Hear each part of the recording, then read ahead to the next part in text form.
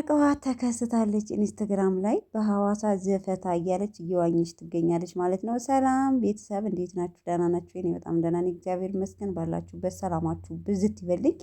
ሀይሚዬ መታልናለች። ዛሬ ደግሞ በትግረኛ ሙዚቃ ነው እየመጣችልን። ዘተጋዳ ላይ በሚል ሙዚቃ እንግዲህ ትግረኛ የምትችሉ ካላችሁ ለትግረኞች ለምትችሉት ሰጥቻችኋለሁ፣ ጋብዣችኋለሁ ይሄን ሙዚቃ ማለት ነው።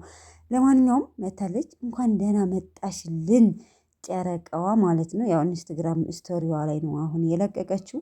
አንድ ምክር እንትን አስተምራናለች። ዋናው ራስን መግዛት ነው።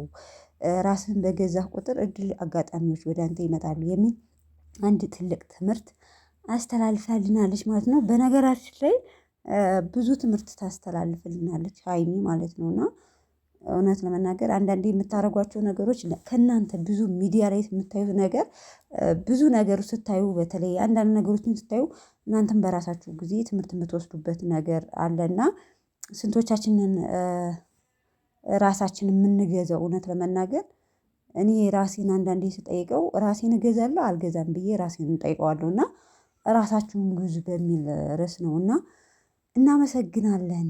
እና እድል በአጋጣሚ ወደ አንተ ትመጣለች እና ራሳችሁን ግዙ የሚለው እናመሰግናለን የኔ ውድ ጨረቃ ማለት ነው። እና ቤተሰቦቼ እንግዲህ ያው ትናንትና ዩቲዩብ አልለቀቁም። ሶ ሀይሚና ብሩኬ ተለያይተውም ያው ዱባይ ሂዶ ሳለ ነው እንጂ የሆነ በመሃል እንትን ግጭት ተፈጥሮ ራስ እሱም የተሰማውን ስሜት ሲለቅ የነበረው እንደዛው ሀይሚም እንጂ ብሩኬና ሀይሚ ተለያይተው ቪዲዮ ብዙ ጊዜ አይሰሩም። ባልሰሩ ሰዓት የሌላ ሰው ሼር ነው ዩቲዩብ ነው ሼር የሚያደርጉት። እና ብሩኬ አንድ ወንድሙን ሼር አድርጎታል። የሰርጉ ፕሮግራም ምላሹ ምናምን እንዴት እንደነበር ያው ዛሬ ማክሰኞ ነው። ዛሬ ወይ ነገ ትመለሳለች።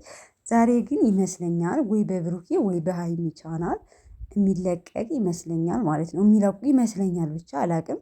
ወይ ናፍቀሽኛል ብሎ ሊሆን ይችላል ብቻ አላውቅም። ዛሬ የሚለቁ ይመስለኛል። ለማንኛውም እንጠብቃቸዋለን ቤተሰቦች።